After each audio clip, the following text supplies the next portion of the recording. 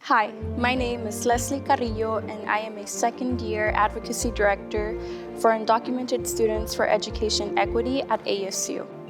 I am also a senior graduating with a Justice Studies major. Hi, I'm Mario Mosqueda. I am the 2020-2021 Chief of Staff for the Undocumented Students for Education Equity, and I will be graduating with a biomedical engineering degree.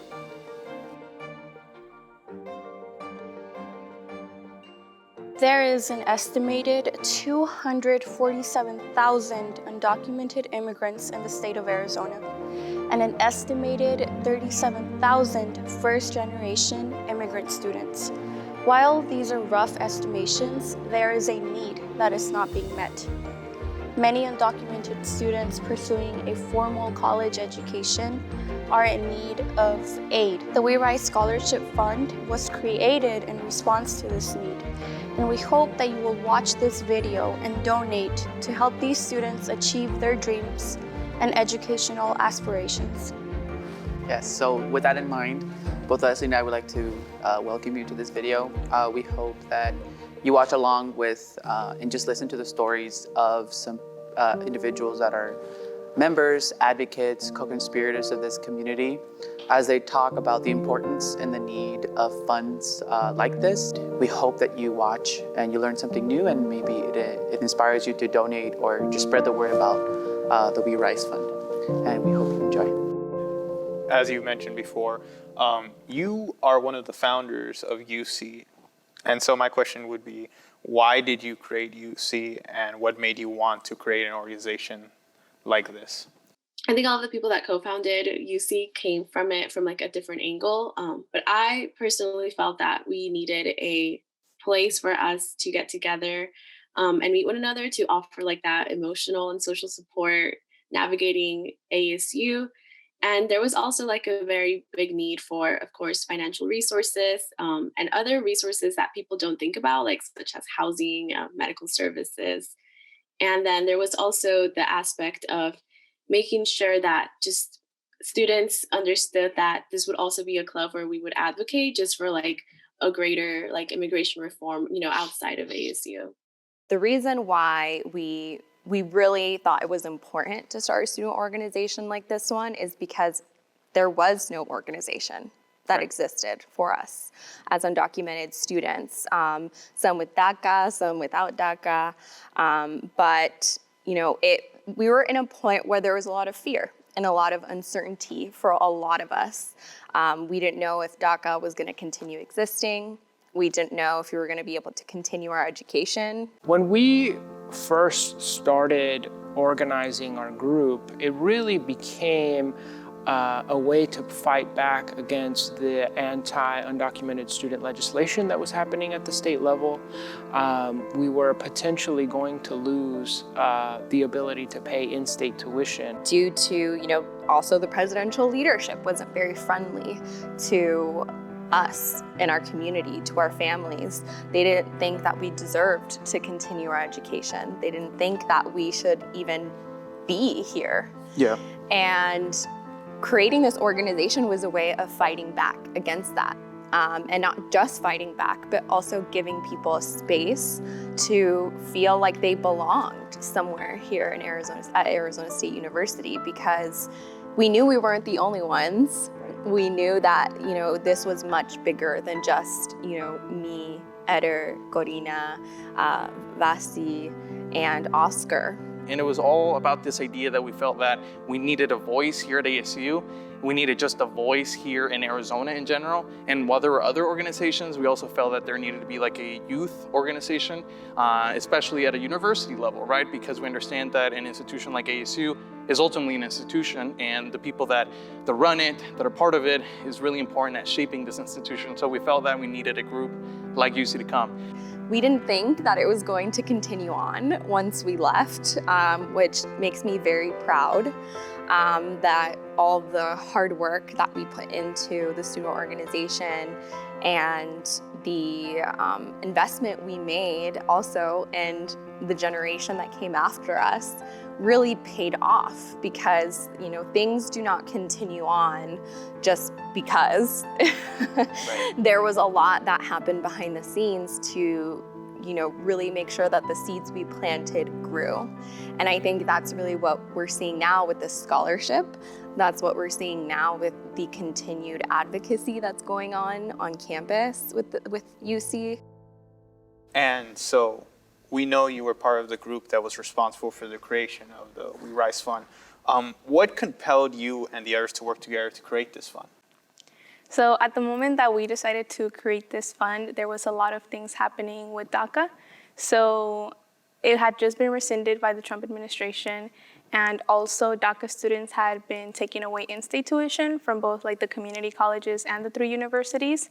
So there was constant talk about the program and about the recipients, but we also noticed that there was really no mention at all of other undocumented students that didn't have DACA. And so what really compelled us to even think of what this scholarship could look like was this reality that we became aware of. And the reality at the time was that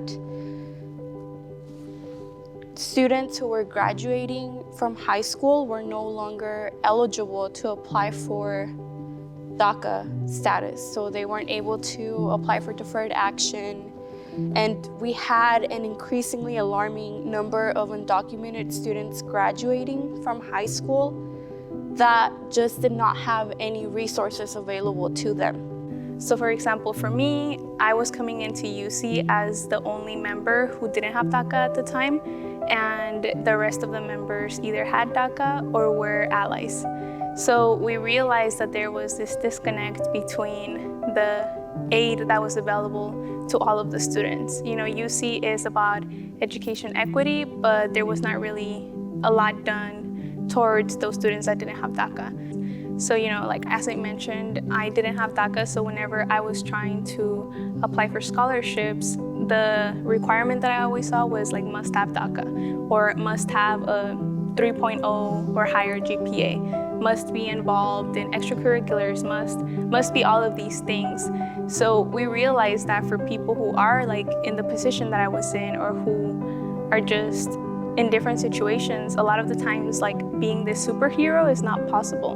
But that doesn't mean that they don't deserve to go to a university, or that they don't deserve to pursue their dreams. So when we were creating this scholarship, we were keeping in mind everybody that the previous scholarship was excluding. We wanted to make sure that we took down as many barriers as possible in order for students to be able to apply to the scholarship and receive that opportunity to continue their higher education. That's what compelled us to create the scholarship the way that we did, is to break down as many barriers, because these students already have enough in their way to get to this point.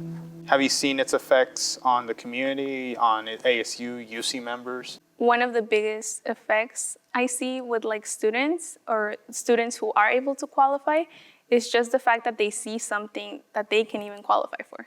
So, when you're looking for scholarships, you're looking at all of these requirements, and a lot of the time, for me, when I was looking for scholarships, I would open up tabs, and then I would read the requirements. Okay, this one, I can't apply to it, close the tab.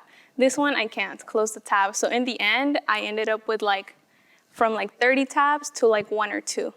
So I think for the students, when they're doing this research and just knowing that there's at least that one scholarship that they can apply to, and that doesn't require the GPA, that doesn't require for them to be full-time students, that doesn't require them to have DACA or to have all of these different things, just knowing that, that's already such a good feeling to know that there's one thing that you can do and that there's one thing that you can apply to. Not only have we been able to successfully fundraise for the scholarship for 2 years, now coming up on the 3rd year, but we have also seen the fruits of what the scholarship has done for students. I mean, I can think of a couple students that I personally met, some scholarship recipients, and they're doing great right now. They are, they're finding their voice, they're dedicated to their studies, and some of them are growing into great leaders.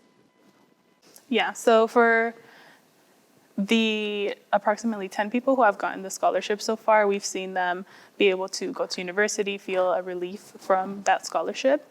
But we definitely hope for more impact to be made with more donations, with more availability for students. Because the scholarship is given to students based off of how much we receive, we hope that we can continue to give the scholarship to more people. As a person that is actively helping the undocumented students at ASU, have you seen the effects of this fund? Absolutely. I'll speak more generally first and then specifically. Generally, finances is a big stress for many of our undocumented and DACA students here at the university. A lot of them don't even make it to the university because they don't have the finances. And those who get here who don't have full funding, which is the majority of them, struggle each semester, and that's another stress. And so, the lack of federal financial aid for these students is a big issue. Several students in the last couple of years have been recipients of this award. And I think one of the better things about this fund in particular is that it's catered specifically to undocumented and DACA students and not just DACA students, which not that there's a lot of scholarships out there catered to just DACA students. There are a lot that the eligibility requirements are just for those beneficiaries, right? So this one is open to undocumented DACA students and at any level, so undergraduate level and graduate school level. And I think that's been great. And I've been able to see folks announce that they've been recipients of this award and how helpful it's been for them and their families to help alleviate some of those financial barriers so that they can, pay for tuition or pay for books or pay for living expenses, anything that's needed to be successful and persist while in college. So I think that's why funds like this are very, very important, just because they're so scarce. You don't really see things like this at the U of A or at NAU or even at the local community colleges, just because of really harsh and xenophobic policy. So I think that's why things like the scholarship fund are really special and really help immigrant students, is because really like the biggest blockade is economic need, and it's not really being met through other means. So I've seen it like develop within like my own mentee's educational journey. It really helped her be able to keep affording school, but also all the other awardees throughout I believe it's been 2 years, correct? Throughout the last 2 years, it's really helped them continue their education. I know individuals really think like, and funding, varies. So the award amount varies as well. So even if it is $1,000, even if it is $2,000, even if it is a little more, that's still, helping pay for their education and money that wouldn't have been there in any other way. So I think it has been really helpful, and it's really important to keep things like this going. I really believe that access to higher education should be a right. I think that everyone deserves an opportunity to get an advanced degree. I find sometimes that financial barriers preclude people from continuing their education. And so any opportunity that we have to support students that are in need of financial support, that have a sound academic background, that are working hard, we should be able to help them, because our community gains value when we have more educated people that are more committed to their professions, who then will serve our community in a more beneficial way. And so I think it's a scholarship fund that helps students directly, but at the same time, that benefit will ultimately help the community in many different ways. And you touched upon it a little bit. So what does this type of support mean to the students you've worked with and interacted with? I think for me, it's always been really disheartening. We would have office hours for Dream Zone where we would help students, and even at UC, it's always disheartening to see students, have the capacity, the intellectual capacity, and the want to continue their education, but they just can't because they can't afford it. And it becomes harder when people aren't DACA recipients, even if it is hard when individuals are DACA recipients. I know it means a lot to them. It's really disheartening from my point of view, and even I can't even imagine how the student would feel if you can't continue your education because of financial instability or lack of financial resources. So I know the scholarship means a lot to them. In addition to, those who receive the award and are a part of the UC as an organization, they're getting social support, they're getting, and the financial support. I think the big part of the scholarship is that you're getting these funds, whether that be $2,000, $3,000, $4,000 to help out with whatever you need to be successful as a student for at least one semester or 2 semesters. It's definitely an added benefit, especially when you consider that undocumented and DACA students aren't eligible for federal aid, and in the state of Arizona, not eligible for state aid as well, right? So there's already limited opportunities to help fund your college, and this is just one of the great things that has been implemented from the advocacy efforts of folks in UC at Arizona State University to provide a little pocket of money for folks to apply for and get it, which I think is phenomenal. I think many students are stressed out because they have to work, they have to go to school. As immigrant children, sometimes they have to socialize their parents. Many other students don't understand that sometimes our students have to take their cousin, their mother, their brother to an appointment, to go visit a school counselor, to go see a medical doctor, because sometimes you're the only one who speaks English in the family or the only one who can drive. And so there are so many stressors that many of our students have. So if we can minimize that stress and allow for them to focus on their studies, I think we're doing a benefit to the student. At the end, it's going to benefit everyone, right? Yeah. And so I really believe that any opportunity that we have to help students to mitigate the stressors of funding their education, we need to take advantage of. Support for undocumented and DACA students is really critical here at the university. It's a critical part of their success. Many of them come at varying degrees of anybody knowing that they're undocumented or DACA, and finding a community here at ASU, whether it's through a student community, the community in our support circles at Dream Zone, and or financial support is just an added validation for them that we welcome them here at ASU. We are including them. They are part of our larger charter, so we want them to continue to know that they belong here and they're part of the ASU familia. How did you feel when you found a scholarship specifically made for you? Well, it was told to me by my scholarship advisor, and it just came out of the blue. There was nothing else like it that I could find. And so when I was first told about it, I was shocked. I'm like, oh my gosh, there's an opportunity for me. And so I applied, and I was told over a Zoom call that I had gotten it. But at first, I couldn't believe it. I was completely shocked. Like, there's no way that's right, because I have applied for dozens of scholarships and not gotten anything. And so when I finally got this award, I was in a state of paralysis. I couldn't quite accept that it was true. And I didn't quite tell my parents or anything like that because I wanted to make 100% sure that I actually did receive it.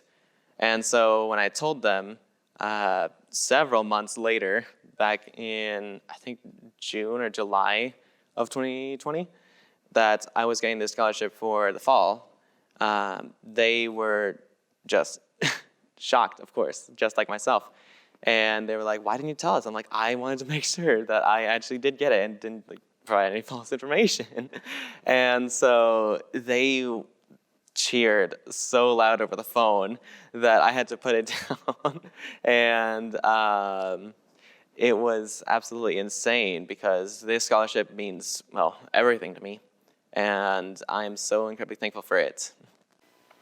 Well, for me, this scholarship was really important because I was looking through the ASU scholarship portal, and this was the first scholarship that I came across that was designed specifically for students like myself.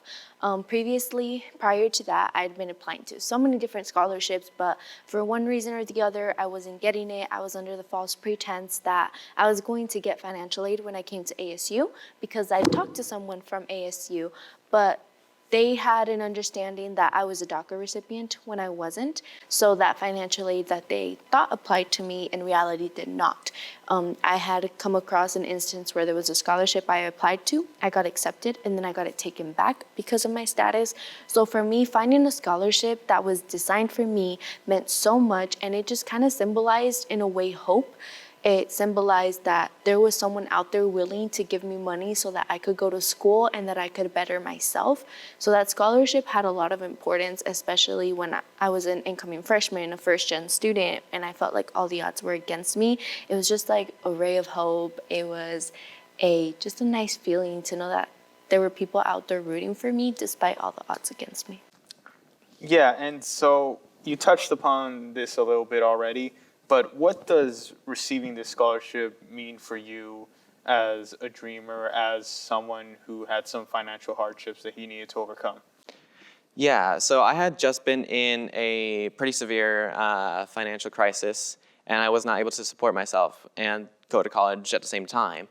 So when I first received this news about the scholarship, I had to wait. I'm like, hold on, I need to take a minute to just slow down and wait for the actual confirmation that I received it. And once I did, I cried so much because this meant that I could continue going to college and continue my dream of becoming a landscape architect. So it does mean a lot to me, and I'm sure it means a lot to so many others out there. I guess kind of along those lines, so now you kind of gave a little bit of like the personal effects. Like what about, were there any effects on your actual college experience?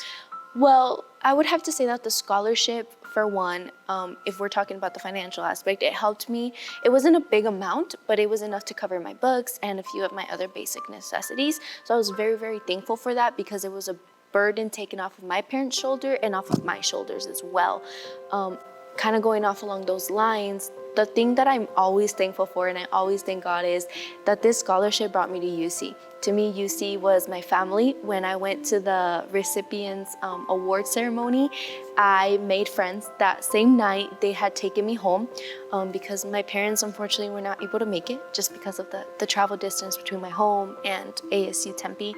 So it was really sad for me knowing that my parents weren't going to be able to see me receive that scholarship.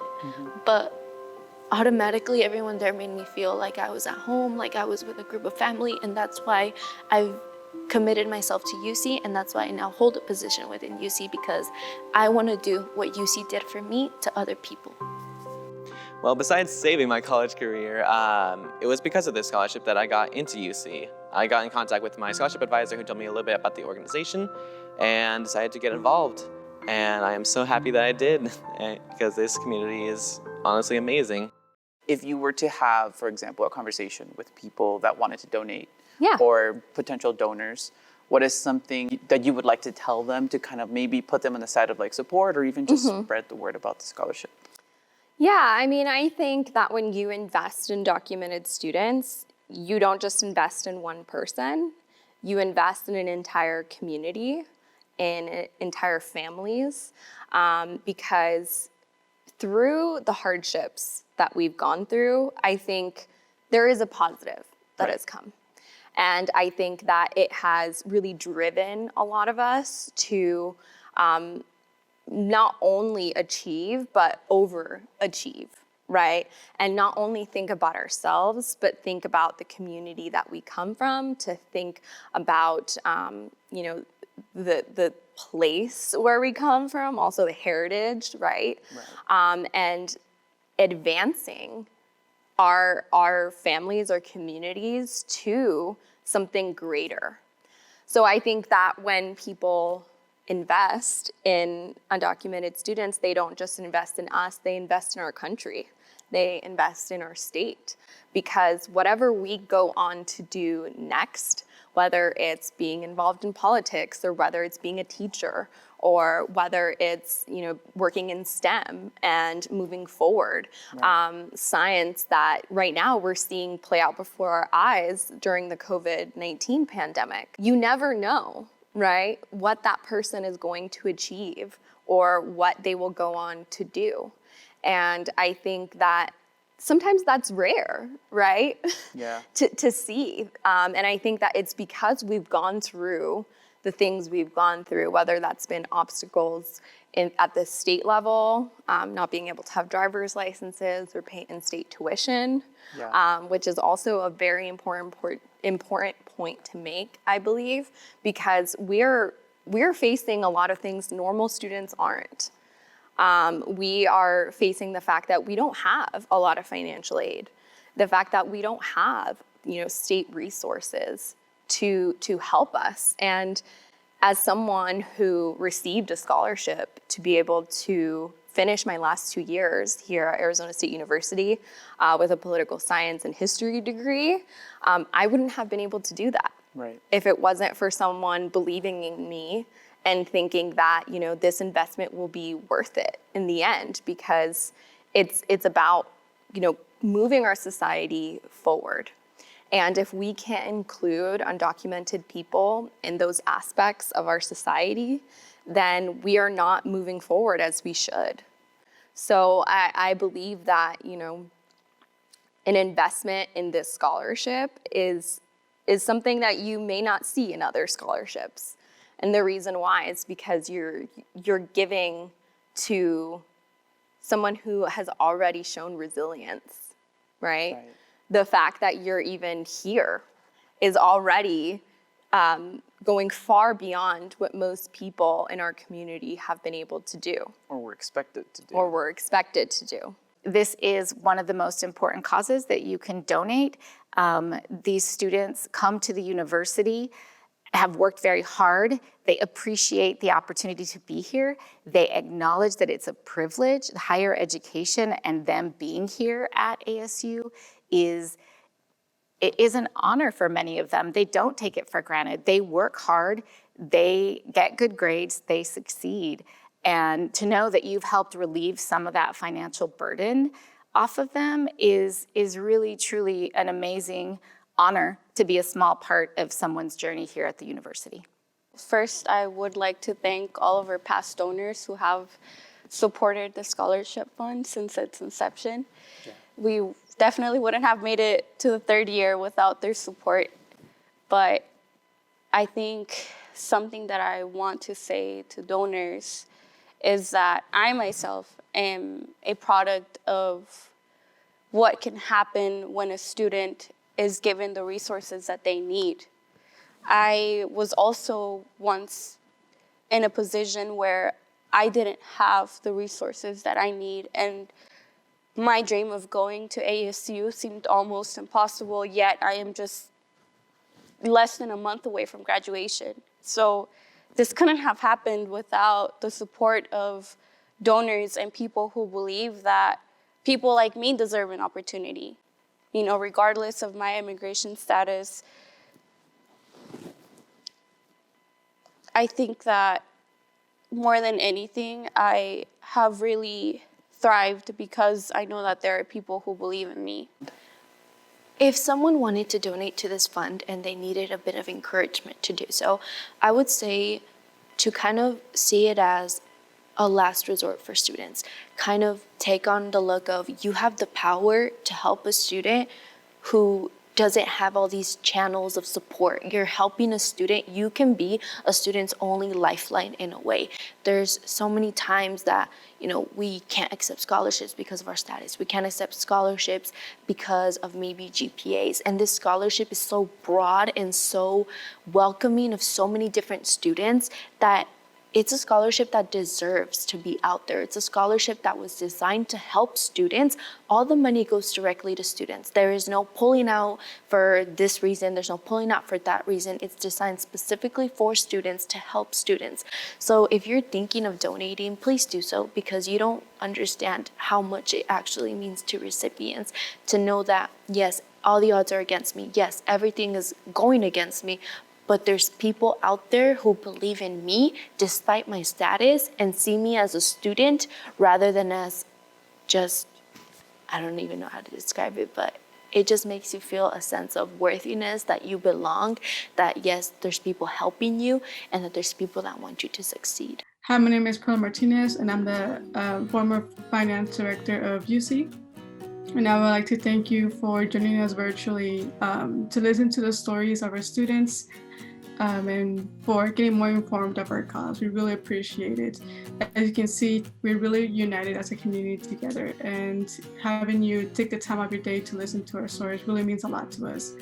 I just want to remind you that all the donations to this cause will go directly to the students, and it is tax refundable. So once again, thank you so much for your time. You're helping the students get one of the best opportunities, which is the opportunity to get an education. Education is power. So we really appreciate it a lot. Thank you.